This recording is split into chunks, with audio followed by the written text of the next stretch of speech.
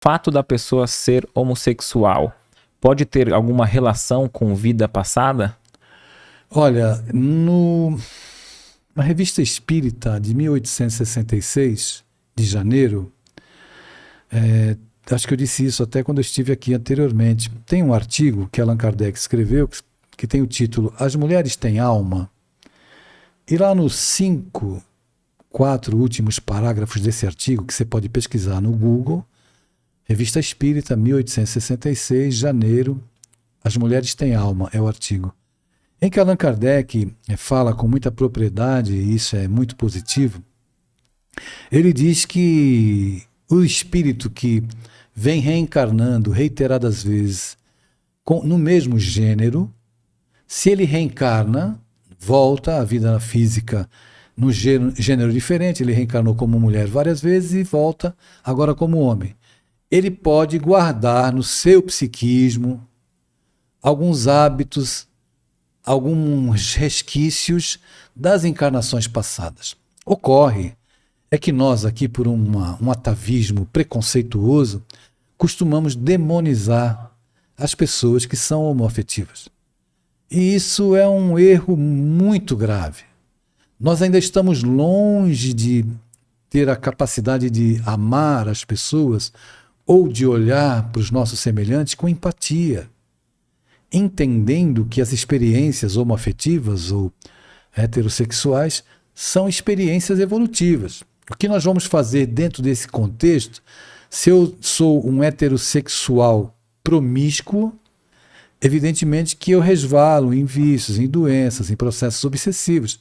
Se eu sou uma pessoa homoafetiva que constitui minha família com dignidade, é evidente que eu estou isento de passar por algumas coisas.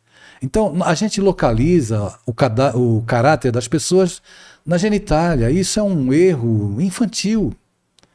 Acreditar que alguém tenha o caráter determinado pela orientação sexual ou pela sua genitália. E a gente precisa alargar um pouco mais o horizonte da nossa compreensão, porque a reencarnação ela faz isso. Nós precisamos começar, e eu tenho aprendido isso muito com os espíritos, até com um livro novo que eu estou escrevendo, que é um livro mediúnico, em que eles nos dizem que nós precisamos olhar para as pessoas para além da posição que elas têm no grupo familiar. Olhar para um pai para além do pai, olhar para a história desse ser humano, para a história desse espírito, olhar para um filho para além do filho, do status de filho, daquilo que eu espero, da expectativa que eu tenho do pai, da expectativa que eu tenho do filho. Nós temos expectativas sociais. Os pais têm que caber dentro de um modelo, de um estereótipo, e não podem sair daquele modelo, porque se saem, não é, são condenados, são espíritos em aprendizado. O filho tem que caber dentro de um contexto. A mulher, por ter um útero, toda mulher tem que ser mãe. E isso é um erro, isso é uma falta de compreensão de que cada ser encarnado tem uma história própria. A nós cabe a solidariedade, a compaixão, estarmos juntos. Então imagine numa sociedade ainda muito preconceituosa o que é para um adolescente que pode ser rejeitado pelo pai e pela mãe, e isso é problemático ao extremo.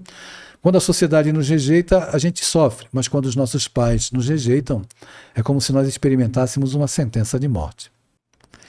O que você achou desse corte? Coloca aqui nos comentários a sua opinião sobre esse tema. Para ver o episódio completo, é só pesquisar Recomeçar Podcast Espírita. E caso tenha ficado alguma dúvida sobre a doutrina espírita, é perfeitamente normal. Procure ler as obras de Allan Kardec.